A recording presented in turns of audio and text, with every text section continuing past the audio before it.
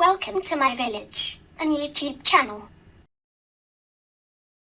Today, I'll tell you a story about how it is to live in my village.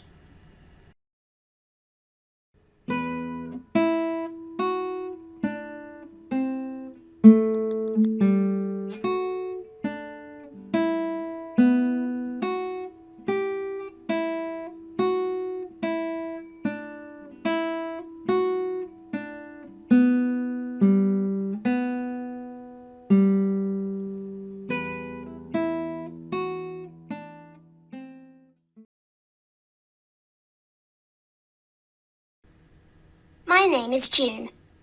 I'm autistic. I call Autism my village. It's a beautiful village. It's full of nature, trees, flowers, and animals. It's calm and peaceful. I really like it here. I love to live in my village. I don't want to leave and move out of my village. I want to live here forever.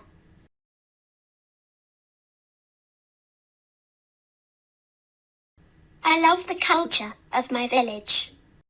The culture is very simple. Many of us likes to do the same things every day. Play the same games, go to the same places, wear the same clothes, and eat the same foods every day.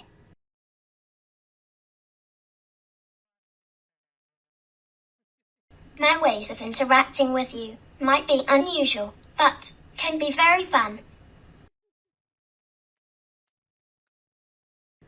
Many of our villagers find changes and transitions scary, but with a bit of help and support, we can get through it. It's a village where people and animals get along.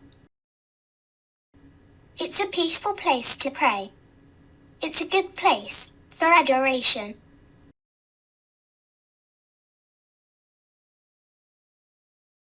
I love to be with Jesus, Mary, and animals.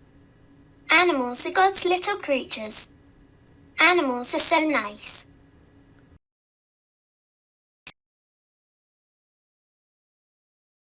Here, in my village, we learn and progress at a slow pace. We learn better when we take our time. It might take me years and years to master a certain skill, and then, once I've mastered it, I might lose it again. I often progress and regress. However, other things I learn within a few seconds and never lose it.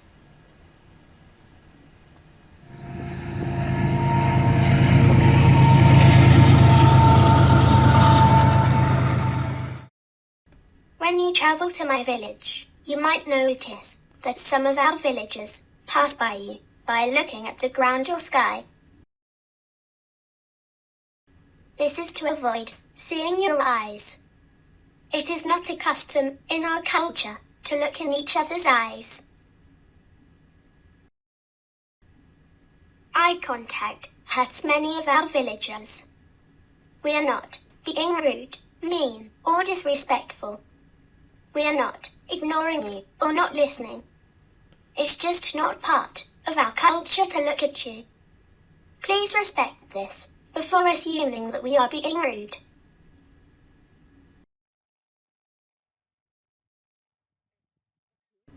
Everyone that lives in my village has their own unique languages. We all communicate differently. Our unique languages can be difficult for outsiders to understand, but with a bit of time and patience, they can learn to hear us.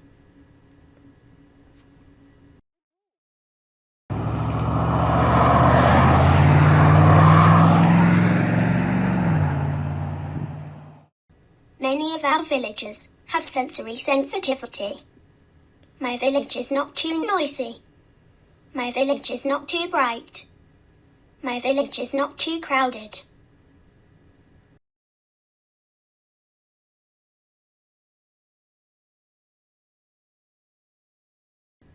Most of our villagers struggle with sleep.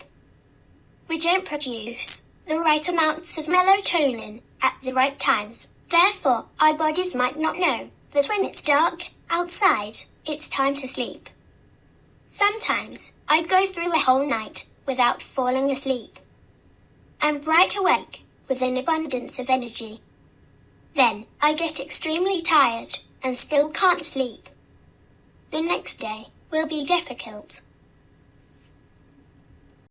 I often see people talking to each other, socializing, and having a great time with each other. I really want to go see them, but I'm incapable of doing so. I try so hard to connect, but it doesn't work, because I'm trying to connect without connecting with them. This means that I go towards them, stand there, like a statue, absolutely incapable of engaging in any way. I'm really hoping that they'll notice me and talk to me. If they do talk to me, I may, or may not, be able to respond. Even if I have my tablet in my hands, I may not be able to say anything. I try hard to socialize, but I fail to do so regularly, which leads me to be very lonely in the presence of other people. Since I'm incapable of connecting or socializing in a way that would make sense to them, I remain in my own little world, which I call my forest. In my village, we have a lot of individual nature space. Each of us have our own little forests.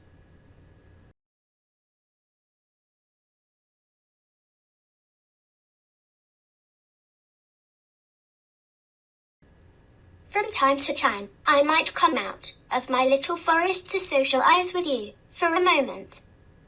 But then, I need to retire back to my little forest to calm down and recharge in solitude. It's difficult for me to come out of my forest. It takes a lot of energy and strength. It makes me tired.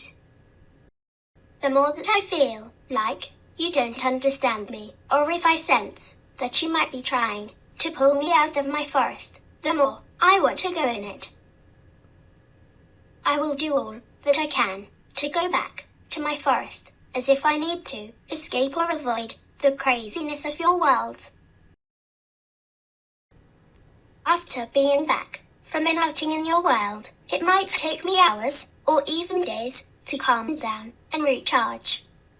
As if my mind is frozen in the overwhelming state of your world and needs to unfreeze.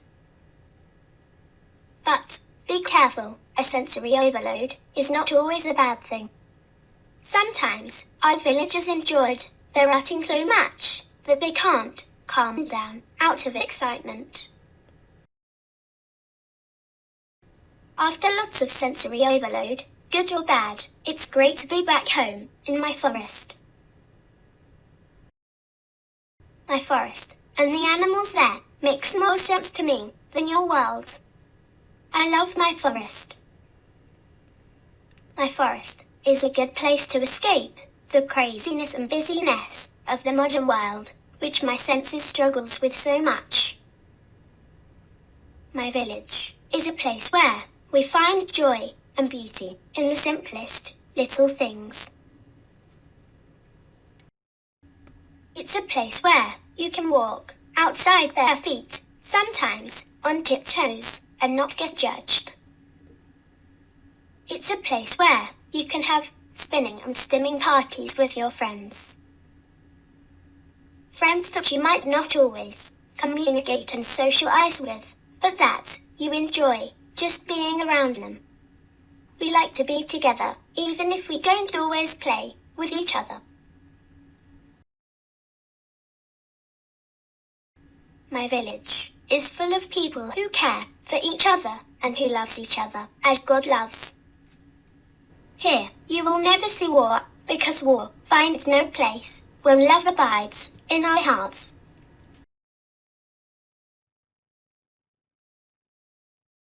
Jesus said, "Blessed are the peacemakers, for they will be called children of God."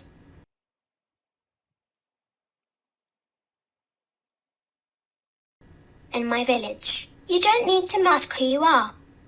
It's a place without pressure where you can breathe and just be, because here, everyone, are welcome.